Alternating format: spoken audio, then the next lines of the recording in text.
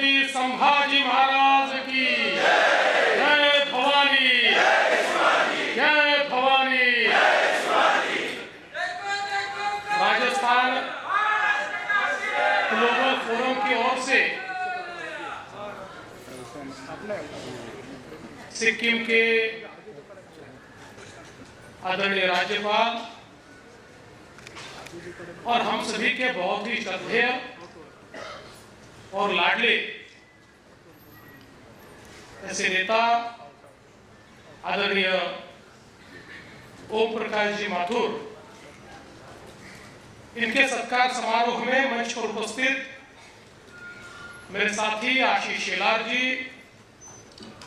विजय बाबू दर्रा जी, अतुल भंसाली जी, अभिमन्यु कुमार जी, संजय उपाध्याय जी, आयोजन समिति के प्रमुख लोग हमारे राकेश जी मेहता, शैलेश जी लोढ़ा, मोतीलाल जी उस्वाल, चंपालाल जी वर्धन, राज पुरोहित जी, मुकेश वर्धन जी, दिलीप माहेश्वरी जी, प्रदीप राठौड़ जी, घनश्याम मोदी जी, पंचासीन सभी महानुभाव और यहाँ पर उपस्थित भाई साहब पर प्रेम करने वाले और उनका मन से सत्कार करने वाले सभी बहनों और भाइयों, मुझे इस बात की बहुत खुशी है कि आज सिक्किम के आदरणीय राज्यपाल और हम सभी के भाई साहब ओम प्रकाश जी माथुर, इनका नागरिक सत्कार करने का अवसर हमारे राजस्थान ग्लोबल फोरम ने मुझे दिया। मैं आप सभी का बहुत बहुत आभार व्यक्त करता हूं, क्योंकि भाई साहब का स्वागत और सत्कार करने का मौका तो मैं 2014 से ढूंढ रहा था,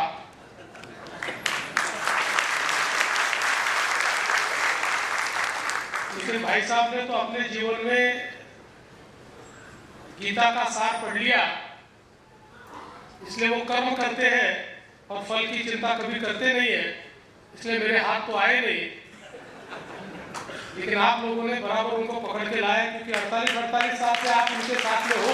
मोतीलाल जी हाँ,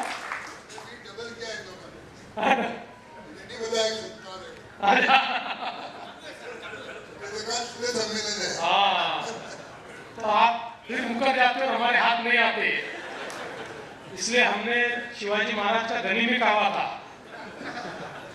गुरिल्ला वॉरफेयर जिसको कहते हैं, उसका उल्लंघन करके आपको बुलाया और ये सत्कार का अवसर यहाँ पर प्राप्त किया। लेकिन मैं ऐसा मानता हूँ कि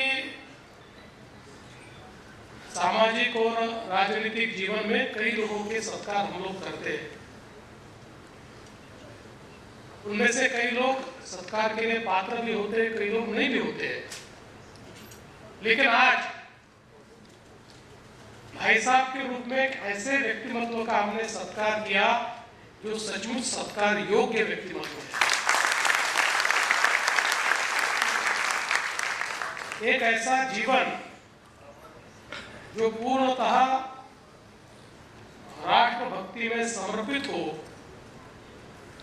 समाज सेवा को समर्पित हो, राष्ट्र निर्माण के कार्य में योगदान देने का एक ऐसा जज्बा कि जिसने 5 दशकों से भी ज्यादा लगातार इस कार्य में वो लगे रहे और विशेष रूप से राष्ट्रीय स्वयंसेवक संघ और राष्ट्रीय स्वयंसेवक संघ के प्रचारक के रूप में जो एक यात्रा प्रारंभ की, तो उसके बाद एक स्वयंसेवक के रूप में जो भी जिम्मेदारियां मिली और जिस भी संगठन में जिम्मेदारियां मिली, वहां जाकर भाई साहब ने उस संगठन को समृद्ध करने का काम किया और जो काम उन्होंने किया उस काम में एक भाई साहब की अपनी छाप उनको दिखाई पड़ती है। उनके काम का बिरलापन यह है कि वो जहां जाते हैं वहां के लोगों को अपना बना लेते हैं। इसलिए उसका परिवार तो तैयार नहीं किया, लेकिन देश में शायद ही किसी का इतना बड़ा परिवार होगा कि किसी भी शहर में चले जाए तो हजारों लोग भाई साहब को मिलते हैं, मिलना चाहते हैं, अपने घर बुलाना चाहते हैं और उनके साथ रहना चाहते हैं। ये जो प्रेम आदर भाव उन्होंने पैदा किया, ये मैं ऐसा मानता हूँ अपने आप में बहुत महत्वपूर्ण है। राजनीति में आने के बाद अलग अलग पदों पर काम करते हुए विशेष रूप से भाई साहब का अगर एक वाक्य में वर्णन करूं तो ये इलेक्शन स्पेशलिस्ट है। और जिस राज्य में प्रॉब्लम होता है मोदी जी वही इनको भेजते हैं।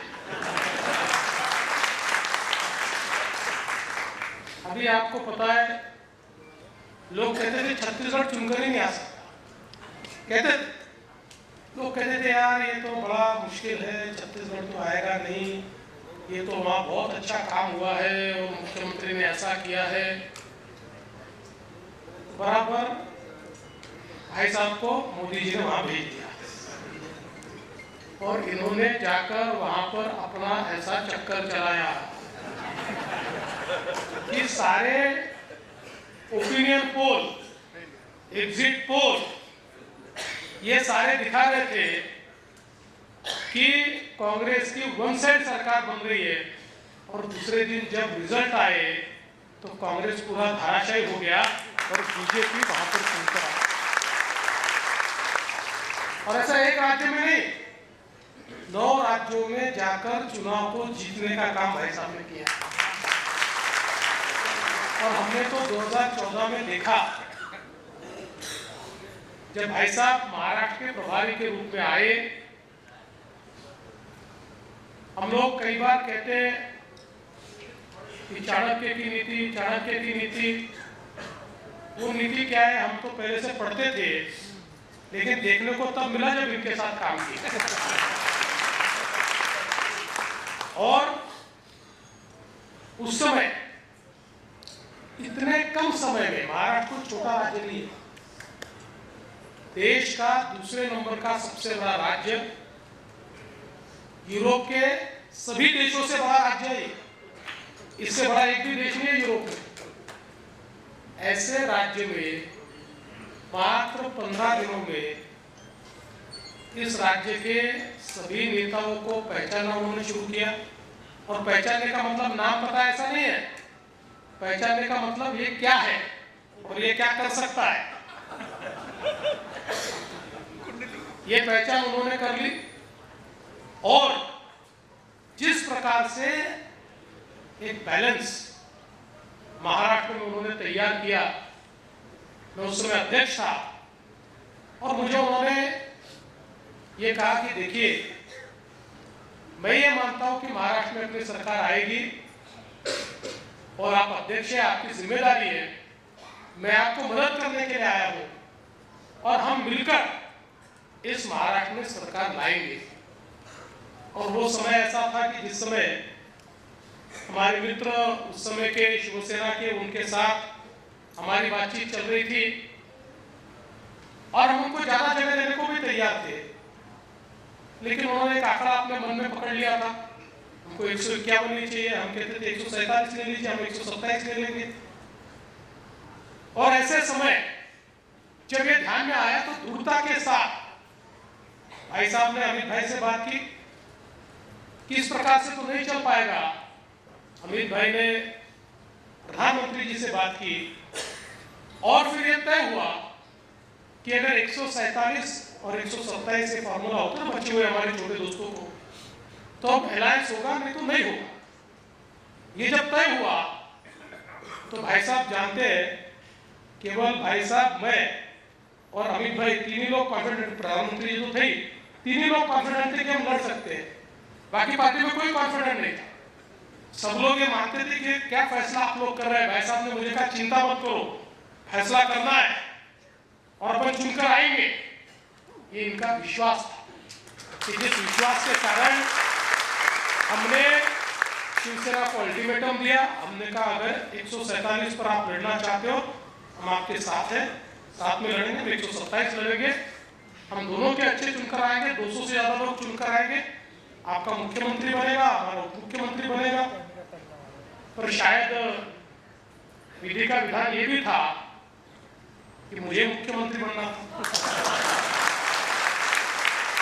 इसलिए उन्होंने कहा नहीं, हमारे युवराज ने घोषणा की 151 की एक सीट कम नहीं करेंगे। वो बिल्कुल कौरव वाले मूड में आ गए, 5 गांव भी नहीं देंगे। मेरा 5 गांव नहीं देंगे तो श्री कृष्ण है हमारे पास, हम भी लड़ाई लड़ लेंगे।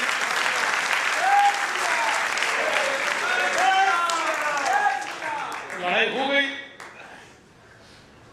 और मुझे अभी भी याद है कि जिस प्रकार से मैं तो प्रचार में था, मेरे लिए तो पूरा राज्य घूमकर सभाएं करना, सारी चीजें करना, पीछे में एक बैकबोन की तरह उस समय एक और भाई साहब और दूसरी ओर अमित भाई, ये दोनों बैठे हुए थे और हमारे प्रधानमंत्री जी का, आदरणीय मोदी जी का जो एक ऑरा था, उनकी जो क्रेडिबिलिटी थी, उसके कारण पहली बार और इतनी कम तैयारी से हम 260 सीटें लड़े। इससे पहले हम 170 से ज्यादा सीटें लड़े ही नहीं थे, सीधे 260 सीटें लड़े और सबसे बड़ी पार्टी बनकर उभरे। और तब से लेकर अभी तक तीनों चुनाव में 100 पार करने वाली इस महाराष्ट्र की पिछले 30 साल में कोई पार्टी होगी तो भारतीय जनता पार्टी। और निश्चित रूप से आदरणीय प्रधानमंत्री जी, आदरणीय हमारे अमित भाई के साथ साथ इसका श्रेय अगर किसी को जाता है तो हमारे भाई साहब को जाता है। ऐसा कहते हैं कि जो पारस होता है वो जिसको छूता है उसका सोना बनता है। अभी उसका एक उदाहरण आपको बताऊं कि हमारा अभिमन्यु पवार बैठा हुआ है, हमारे भाई साहब ने कहा कि मुझे पार्टी का एक सिंसियर कार्यकर्ता मेरे साथ जोड़िए, मेरे साथ अभिमन्यु काम करता था, हमने भाई साहब के साथ उसको जोड़ दिया। उसने ऐसी ट्रेनिंग दे दी भाई साहब से कि 2019 में एमएलए बन गया और अभी वापिस एमएलए बन गया, आगे बढ़ेगा। जब तक तुम पर उनका आशीर्वाद है और सबका आशीर्वाद है तब तक बनोगे, और मार्ग से भटकोगे तो घर जाओ।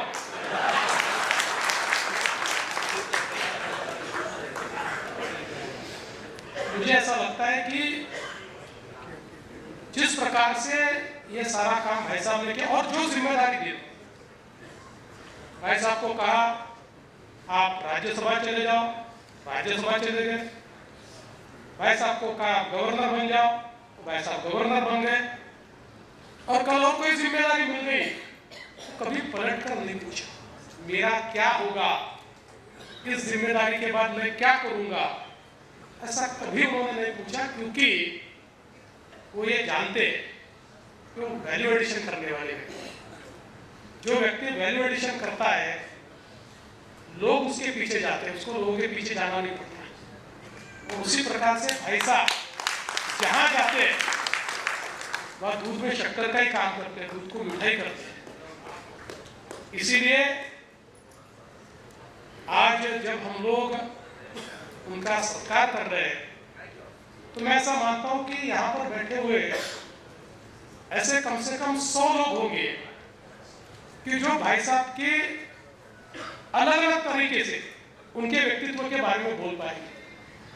मैं राजनीतिक व्यक्तित्व के बारे में या सामाजिक कार्य के बारे में बोल पाऊंगा, मोतीलाल जी और किसी बारे में बोल पाएंगे, शैलेश जी और किसी बारे में बोल पाएंगे, क्योंकि ये जब भी शैलेश जी ने कहा कि ये 3 प्लेयर्स का जो एक संगम इनमें उनको दिखाई पड़ता है, मैं तो ये कहता हूं कि ये ऑलराउंडर आदमी, हरफनमौल आदमी है।